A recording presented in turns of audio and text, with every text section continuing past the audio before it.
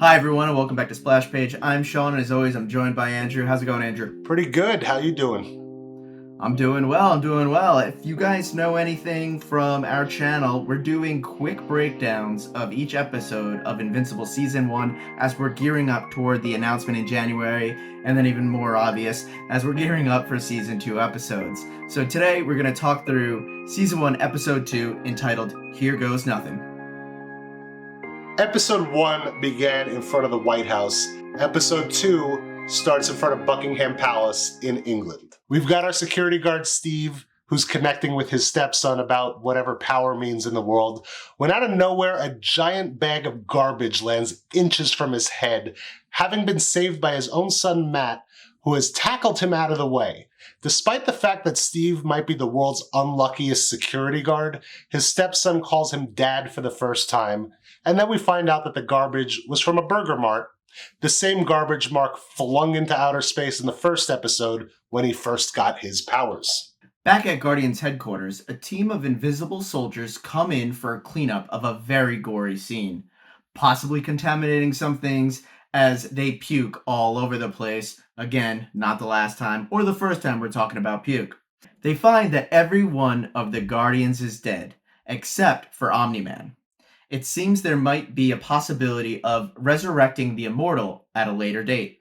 A very angry and badly scarred Cecil Stedman screams in anger. Debbie wakes up alone, makes coffee, showers, gets dressed, and looks somewhat depressed. Mark comes downstairs. They don't know what's happened to Nolan yet, but as Debbie goes to leave her house, she's confronted by two men in suits who both kind of look like Ronald Reagan, which is never a good sign. In the headquarters of the Global Defense Agency, Donald takes Debbie and Mark on a tour of a top-secret government agency/hospital where Omni-Man is being treated. And at 4:09, we get the title card for Invincible, a full 33 minutes earlier than last episode. Nolan looks pretty bad in his hospital bed. Cecil, who's been hiding in a corner, introduces himself and promises to do his best to catch whoever did this.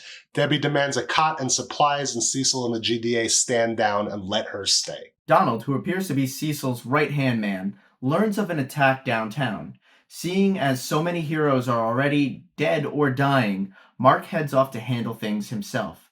A portal has opened, and hundreds of little green men are marching out, blowing up everyone in their way. Doing his best Golden Age Superman impression, Mark demands the creatures stop, but they blow off the heads of dozens of people anyway. He manages to save one old woman, almost. She's dead before he can get her clear. This is not going as planned.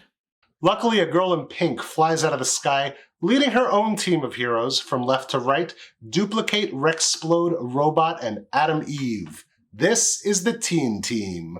Robot takes point, calculating stuff all over the place, and introduces the rest of the team to the viewers.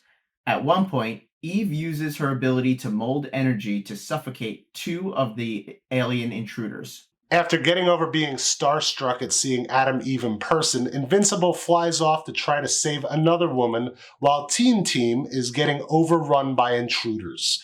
Luckily for them, time happens to be on their side, and the alien intruders suddenly age hundreds of years in the course of a couple of seconds and start dying off before running back through their portal. Invincible shows up at the hospital and hands the old woman off to the doctors, then has a meltdown over how poorly he did in battle. Mark walks through school like a ghost. He tells William that his dad got attacked, but left out a lot of the details, like that his dad is also Omni-Man. Out of the corner of his eye, he notices Eve Wilson, who turns out to be Adam Eve. Turns out they go to school together. They head off to sit together on the roof of his school and discuss how easy it is to keep a secret identity when no one's expecting to find a superhero. Eve gives him a pep talk about becoming a superhero and invites him to meet the rest of the teen team after school. Robot talks with Cecil in the aftermath of the Flaxen fight. Those little green guys, they're known as Flaxens. Robot figured out their name and why they left so quickly. Time runs faster wherever they come from. Cecil teleports over to Guardians HQ, where Donald tells him they have no evidence, no video footage, no nothing. Cecil clears the room, and a demon who has been invisible appears in the middle of the room. This is Damien Darkblood, demon detective. He learns facts about the case through some kind of demon magic. Cecil gives Darkblood clearance to check out the crime scene. If you want to know more about Darkblood, check out a video we did a while back in the link above and in the description. In the halls of Reginald Vell Johnson High School, Amber comes by to flirt with Mark, and he gives her the slip only to go fly off with Eve and meet the teen team. They flirt by showing off their flying abilities, then tumble into a secret hideout under the bridge. We learn that Adam, Eve, and Rexplode are dating. Mark meets the rest of the team, and Robot gives him a rundown on the Flaxens. He also tells the team that Cecil and the GDA have called on them to help in the future since the Guardians are out of commission, and asks Invincible to help out. Mark comes back to the hospital to talk to his dad, who's still unconscious. He reconnects with his mother and tries to deal with his feelings. Mark checks on the woman he saved before, but things aren't looking great for her either. Back at high school, Mark and William argue about whether or not Mark can date Eve. As Mark steps away, Amber stops by to get Mark's number from William. Meanwhile, Invincible and the teen team join up to meet another incursion of the Flaxens. Robots realize that they've figured out a way to deal with our time stream, and the fight begins. Once again, it's not going great for our heroes, and they seem to be overpowered by the Flaxen army, who take out Robot with a taser. Eve does a lot of damage, but eventually a Flaxen object attaches itself to her face and starts suffocating her. It seems like they learned a lot from their previous fight. Mark takes a hit and is glued to the side of a tank while hundreds of duplicates are being lasered. As the Flaxen's general is about to kill Eve, Mark finds energy in his anger and breaks free of his glue, bashing the general and saving Eve from suffocating. The Flaxen Mark had beat up loses his wristband, and they finally realize that the wristband is what allows them to not age in our time stream. Robot figures out a way to back-engineer their wristbands, making them vulnerable to the time stream again, and the Flaxen army once again starts aging and retreating back through their portal. Mark takes off, having gotten word that his father has woken up. Nolan seems to be very proud of what his son has been doing in his absence. Before the Grayson family heads home, Mark learns that the old woman he saved didn't make it.